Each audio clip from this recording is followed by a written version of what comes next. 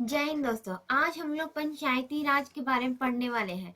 भारत में पंचायती राज व्यवस्था कैसी है?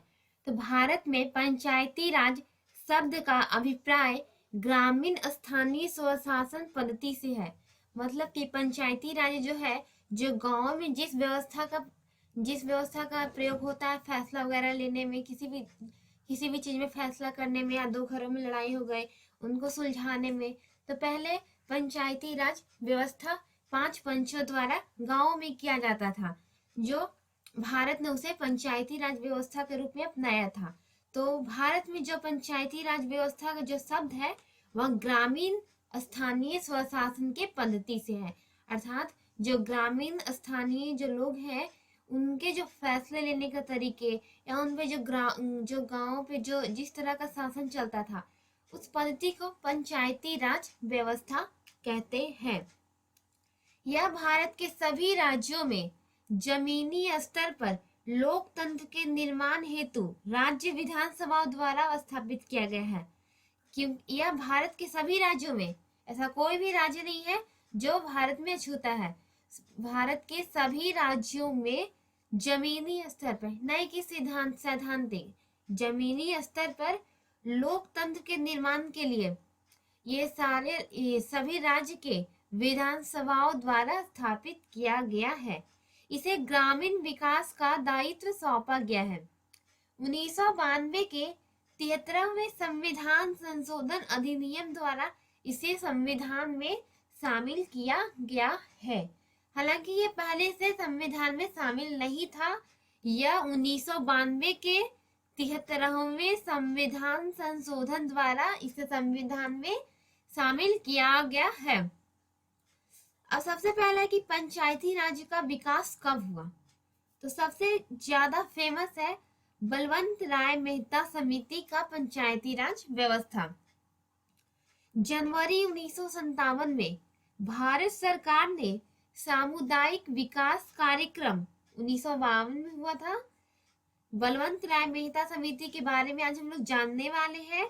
जनवरी 1957 में भारत सरकार ने सामुदायिक विकास कार्यक्रम तथा राष्ट्रीय विस्तार सेवा द्वारा किए गए कार्यों की जांच और उनके बेहतर ढंग से कार्य करने के उपाय सुझाने के लिए एक समिति का गठन किया। इस समिति के अध्यक्ष बलवंत राय मेहता थे। समिति ने नवंबर 1957 को अपनी रिपोर्ट सौंपी और लोकतांत्रिक विकेंद्रीकरण अर्थात लोकतांत्रिक स्वायत्तता, मतलब कि सभी राज्यों में, सभी गांवों में अलग अलग व्यवस्था, तो इसे कहते हैं लोकतांत्रिक विकेंद्रीकरण की योजना की सिफारिश की, जो अंतिम रूप से पंचायती राज के रूप में जाना गया है।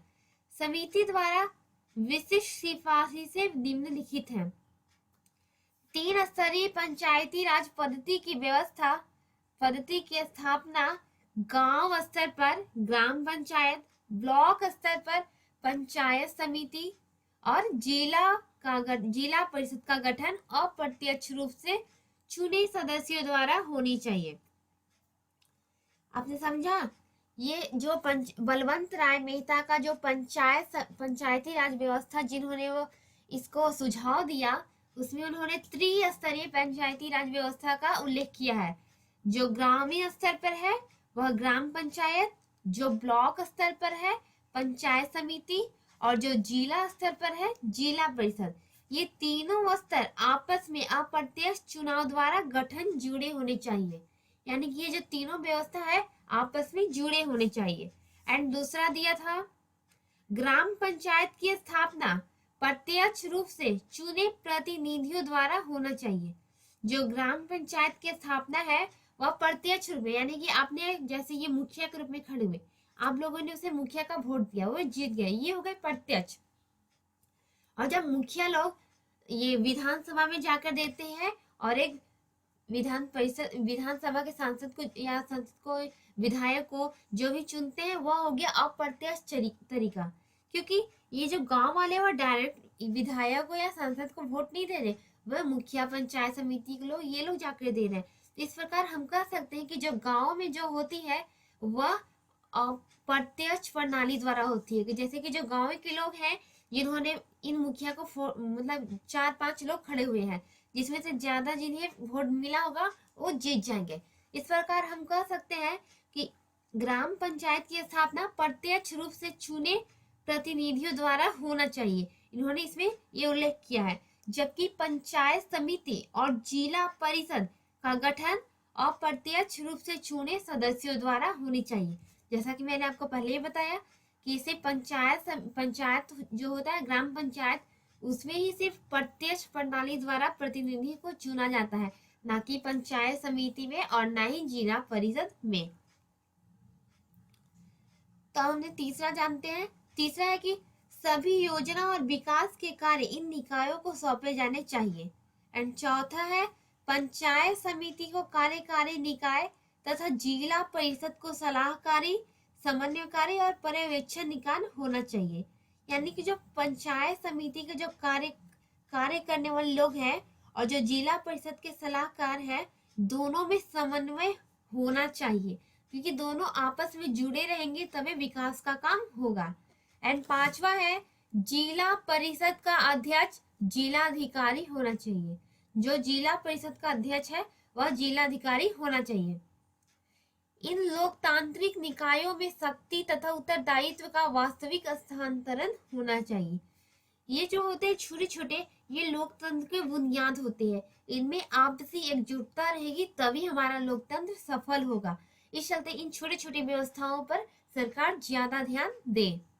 एंड सातवां है इन निकायों को पर्याप्त स्रोत मिलने चाहिए ताकि ये अपने कार्यों और जिम्मेदारी को संपादित करने में समर्थ हो सके। इन्होंने इसमें ये उल्लेख किया है कि सरकार द्वारा समय समय पर इन्हें पैसे वगैरह मिलने चाहिए, जिससे पर्याप्त स्रोत मिलने चाहिए, जिससे ये कार्यों को निष्पादन अच्छे तरीके से कर सके, अच्छे अच्छे विकास ला सके, लोगों के जीवन में जीवन कल्याणकारी कार्य करे।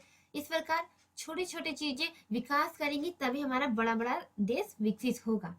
क्योंकि अगर हमारा गांव में बिजली नहीं है तो वहां के लोग नहीं विकास कर पाएंगे, क्योंकि वहां तक वे सुविधाएं नहीं पहुंच पाएंगे। जैसे कि पता है कि जिला में होने वाला है चुनाव, लेकिन पंचायत समिति को कैसे पता चलेगा।